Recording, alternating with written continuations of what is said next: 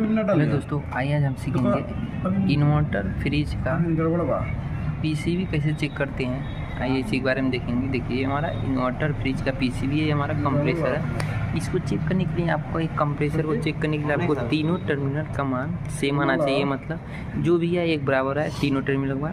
उसके बाद इसका बॉडी अर्थ नहीं होना चाहिए। अगर ये सब है सही तो बता रहे हैं। देखिए, यहाँ पर पहले न्यूट्रल फेस यहाँ पर इन हो रहा है, मेन लीड से न्यूट्रल फेस इन हो रहा है। यहीं जैसे न्यूट्रल फेस थर्मोस्टेट को जाना चाहिए, तो यहीं जैसे न्यूट्रल फेस आ रहा है। मेन लीड का न्यूट्रल ये है, फेस ये है, एक न्यूट्रल मतलब यही सीन हो रहा है। बाईपास से कोई दिक्कत नहीं, मतलब यहाँ से न्यूट्रल फेस मिलता है। फेस न्यूट्रल यहाँ सीन हो रहा है, न्यूट्रल फेस फिर थर्मोस्टेट को मिला है। इसमें पीसीबी का चेक करें हम लोग, डोर स्विच बल्ब थर्मोस्टेट वो सब नहीं है, डायरेक्ट हम लोग लगाकर इसको चेक करें कंप्रेसर के लिए क्या पीसीबी सप्लाई आउट कर रही है कि नहीं। तो अभी चेक करें, हमारा यूवीडब्ल्यू है, यूवीडब्ल्यू में तीनों टर्मिनल में लगा दिया गया। अभी इसमें सप्लाई देकर चेक करेंगे। चलिए सप्लाई लगाइए, सही है।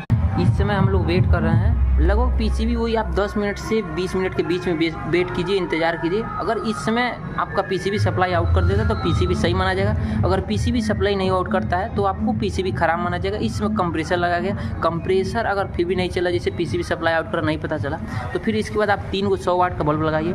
तीनों बल्बों का एक होल्डर का तार लीजिए, आपस में जोड़ के छोड़ दीजिए। बचा हुआ तीनों होल्डर के तार आप यूवीडब्ल्यू में जोड़िए। अगर फिर भी पीसीबी के सप्लाई दे रहे हैं, अगर पीसीबी हमारा सप्लाई आउट कर रहा है तो बल्ब जलेगा, कुछ समय के लिए जलेगा फिर बुझ जाएगा। अगर फिर भी सप्लाई नहीं आउट कर रहा तो इसका मतलब आपका पीसीबी रिपेयरिंग कराना पड़ेगा, पीसीबी खराब हो चुका है। तो ये वेट करते हैं क्या पीसीबी सप्लाई आउट करता है नहीं, कंप्रेसर चलता है कि नहीं, अभी देखेंगे। वेट करते हैं फिर आपको दिखाते हैं। देखिए, हमने चेक किया, माने कस्टमर घर गए हैं, हमने चेक किया है दोनों लगाकर। अगर आपका कंप्रेसर नहीं चला, इन्वर्टर मॉडल है, तो आप कुछ ना कीजिए, पहले पीसीबी का फ्यूज देख लीजिए। अगर पीसीबी सही है फिर चालू कीजिए। अगर कंप्रेसर ना चल रहा है, कंप्रेसर को चेक कीजिए। अगर कंप्रेसर का सब कुछ सही बता रहा है फिर भी कंप्रेसर ना चला, उसका रीज़न हो सकता है कंप्रेसर खराब है या पीसीबी खराब, दो ही रीज़न हो सकता है।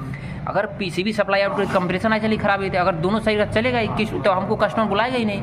अगर दोनों से पता करना तो आप पहले कुछ ना कीजिए, आप पीसीबी में के यूवीडब्ल्यू वाला टर्मिनल निकालिए, 3 को 100 वाट का बल्ब लीजिए।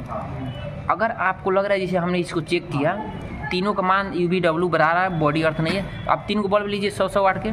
तीनों होल्डर के तार जोड़ दीजिए, आपस में छोड़ दीजिए। बचा हुआ तीनों होल्डर के तार यूवीडब्ल्यू लगा दीजिए। उसके बाद 10 से 20 मिनट के अंदर आपका पीसीबी सप्लाई आउट करना चाहिए। अगर पीसीबी सप्लाई आउट कर रहा है, आपका बल्ब जल के बुझ जा रहा है, 300 में पीसीबी सप्लाई आउट कर रहा है, तो आपका पीसीबी सही माना जाएगा। अगर पीसीबी नहीं सही आउट कर रहा है तो आपका मतलब पीसीबी खराब है, पीसीबी रिपेयरिंग करना पड़ेगा। पीसीबी सप्लाई आउट कर दिए तो इसमें देखिए हमारा पीसीबी का कंप्रेसर चल गया। अभी देखिए दाब रहे हैं, देखिए देख लेना, मतलब पीसीबी सही है, पीसीबी सप्लाई आउट कर दिया। हाँ, हम लोग चालू किए थे ना,